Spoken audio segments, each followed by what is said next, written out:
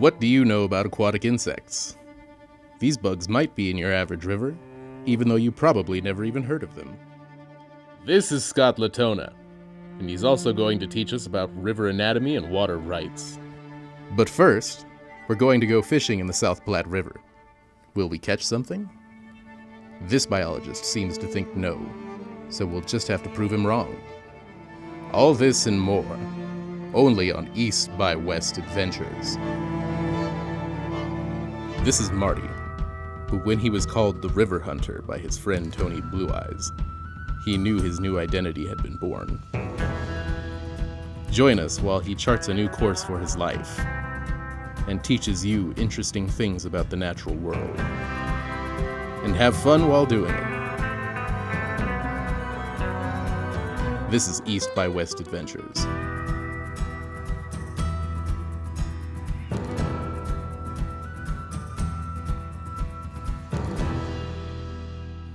If you like what you see, please don't forget to like and subscribe. It will directly support his mission and livelihood. Today, we took a trip to the Suburban Area Nature Center at the South Platte River to meet Scott Latona, a biologist who knows all about these rivers. What he showed us might surprise you. Now let's meet up with Scott to learn what kinds of critters you'll find in your average Colorado suburban river. Let's learn about the anatomy of a river. Then he'll tell us about how water rights work. But first, let's finally take a break and go river hunting. Show the fly, because people could do the San Juan fly, San Juan worm, which is very popular.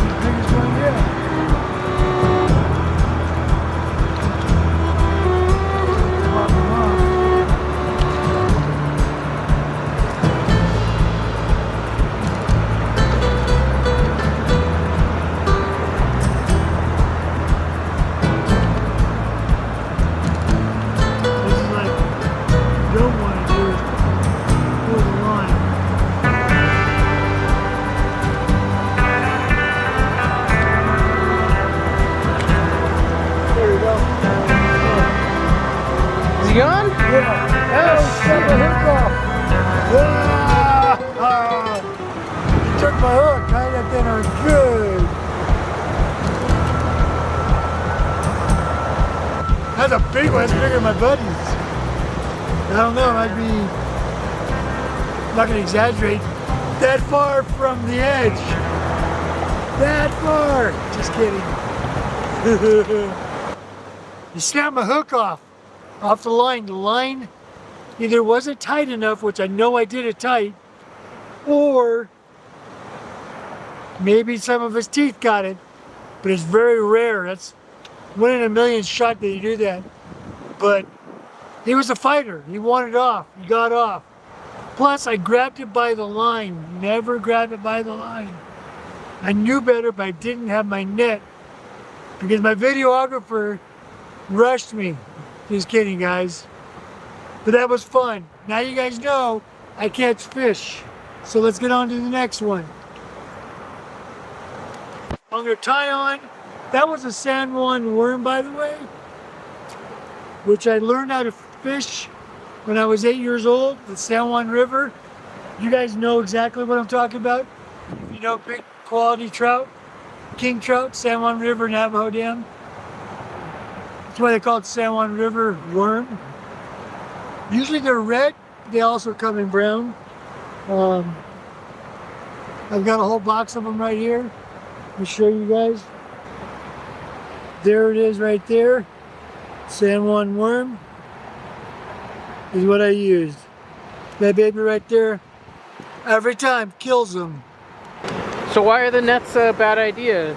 The reason why is because they used to have nylon nets and it would scar the fish.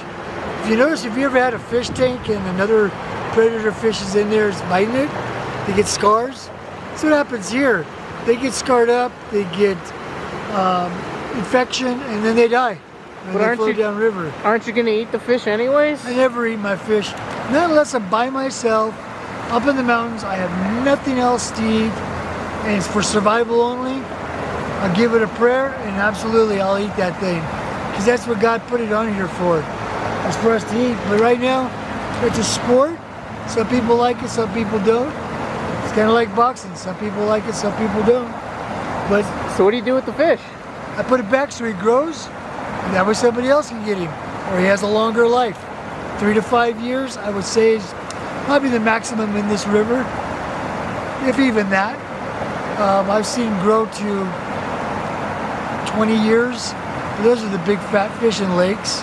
But a river like this, 3 to 5 years, I would assume, and I'm going to guess, but I could already tell 3 to 5 years. Let it live. Go on. Live life, have fun. That's my motto. Right on, man. Over and out.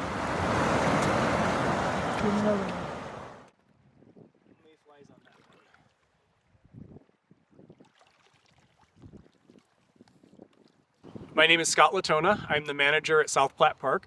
I have a degree from Colorado State University in Park and Protected Area Management. I worked a couple seasons as a park ranger and have been at this park for about 26 years.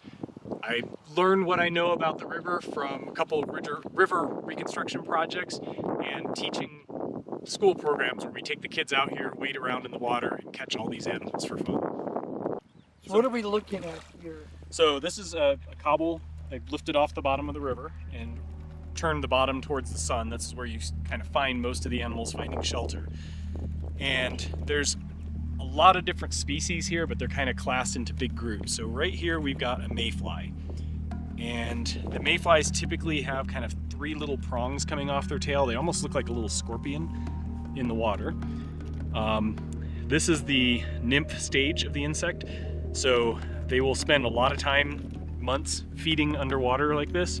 And then when it comes time to become an adult, they'll, the skin basically splits open, they'll float to the surface of the water, and then the adult flies away. That's when you see the white wings, or the black wings? They're kind of, silvery white wings, right, okay. And a really, really long tail. They all come out like in a swarm, basically at the same time? They'll hatch on the same day, so you'll see them, I've never seen them all jump up all at once, but you'll find them on the surface, and then all of a sudden you'll start to see the swarms. How long do they live for? It depends on the species. Some of them, the midges, don't have mouthparts, so they don't feed as adults. So one day to find a mate and lay eggs, and That's they die. Long life. But they will have lived months in the river. Gotcha. So the mayflies are going to be usually big walls of insects going up and down with the river. The midges are going to be little swarms above your head and above the bushes on the sides. Okay. We also have... I saw one squirming. There was a worm. this little green one here. There it is right there. These are all baby, well, let's see. Here's a midge. So they've got kind of a reddish color to them. Okay. So similarly, this is the baby stage of this insect, but it goes through 4 stages. So this will actually form a pupa, similar to a chrysalis on a butterfly. Okay. And then when this hatches out, it looks like a mosquito, but it does not feed on blood or people or anything like that. It's goes after pollen and nectar. So the midges are kind of longer and red colored. And then these little green ones are young caddisflies. And our caddisflies build these cases. So they will actually use webbing to spin the rocks together and make these little houses. And I'm gonna knock one apart here and see if there's somebody inside.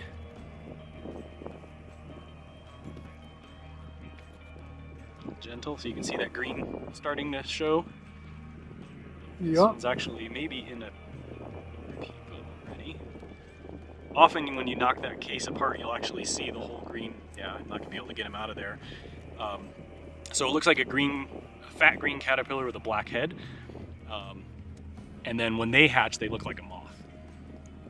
So their wings kind of go back behind them and they're like a dusty covering to them. And those come out at night and they'll swarm around light sources and things like that. There he is. That looks like probably a young caddisfly who's starting to build into its case there. We have some egg cases, so these kind of gooey things are jelly masses filled with eggs, probably for some aquatic snails. Water pennies, these are the the pupa stage of aquatic beetles. So that's actually something that's alive. It looks like just a little piece of plastic stuck to the rock. So these are not something that the fish will eat. They would eat the mayflies. If they get knocked loose from the rocks, they'd eat the caddisflies, they'd eat the midge larvae. Anytime those animals start to float to the surface of the water, that's when they'll feed.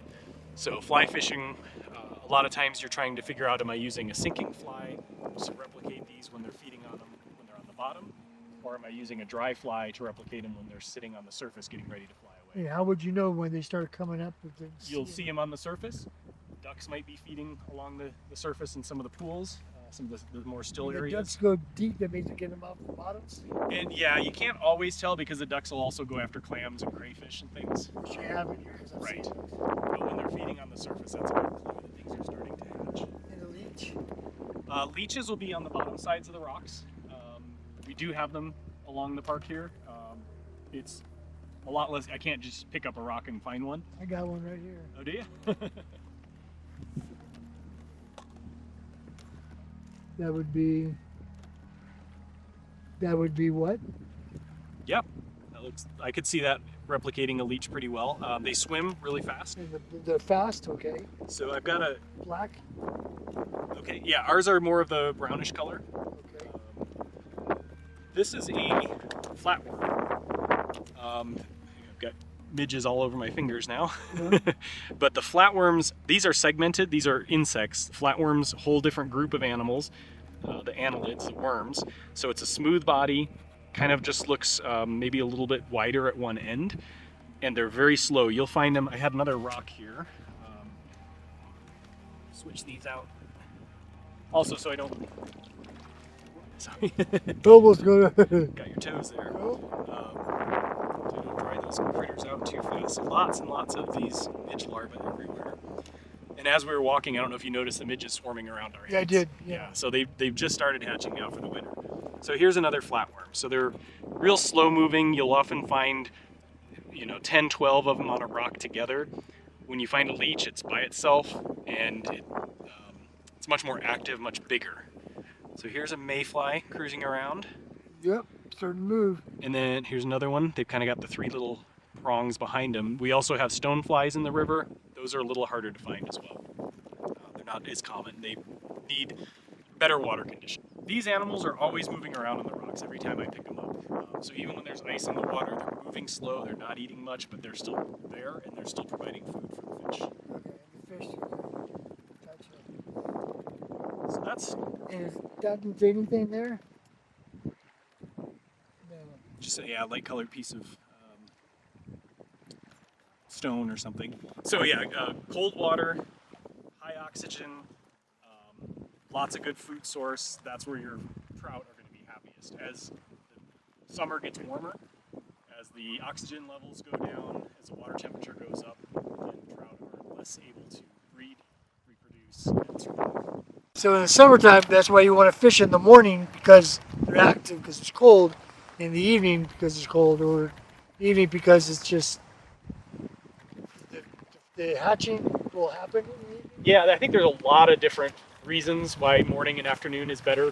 There's different water right systems throughout the United States. So in the east, it's the riparian system. Whoever's closest to the water has first right, and the further you are from the river, the less right you have to use that water. In Colorado, we use the Colorado Doctrine, the whole western United States does, which is first in time is first in right. That means the first person to legally claim the water for beneficial use gets to use it first, and then the next person to claim it in time gets it next. So first water right on the South Platte, I think, is around 1859, 1860. If somebody from Chatfield calls the state water department and says, I have a 1865 right for 100 cubic feet per second, I'm placing my call, they'll release that water until his right is fully satisfied. Nobody else is allowed to pull water off the river until that person's right is satisfied, even if they're further upstream. So if you're looking for catching fish in the river, the first thing to understand is we're in a transition zone. So this is actually more of a warm water fishery than a cold water fishery. There are trout here. There are trout stocked here. The trout survive, but they don't breed here.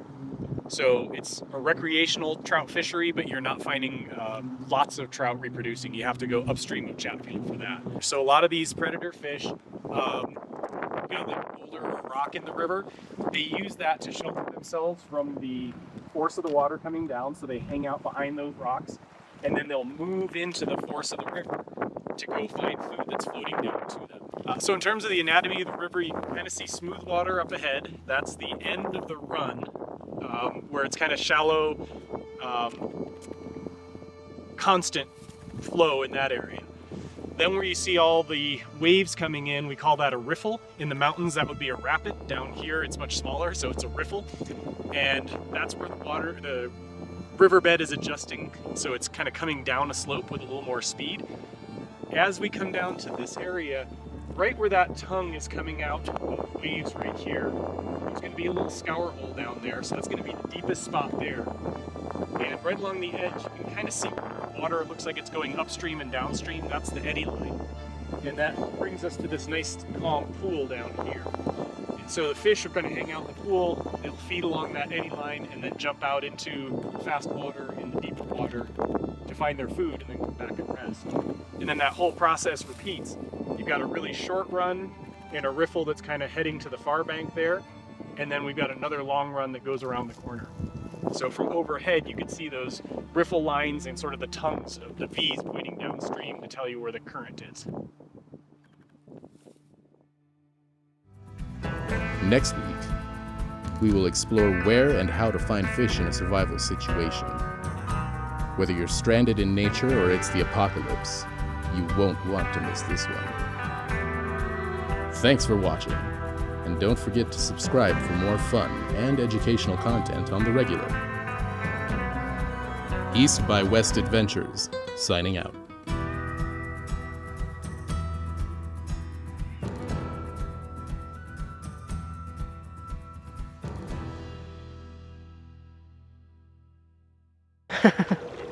Get out of here. Look at that fighting. That's my woman. Check him out, dude. Aren't those both the... They're males. Oh, really? Yeah, they're mallards. That's the female. That's a mud hen. I know my ducks. That's a mud hen. These are mallards. He wants that mud hen. He'll do whatever it takes. Usually they stay with each other pretty much all their life.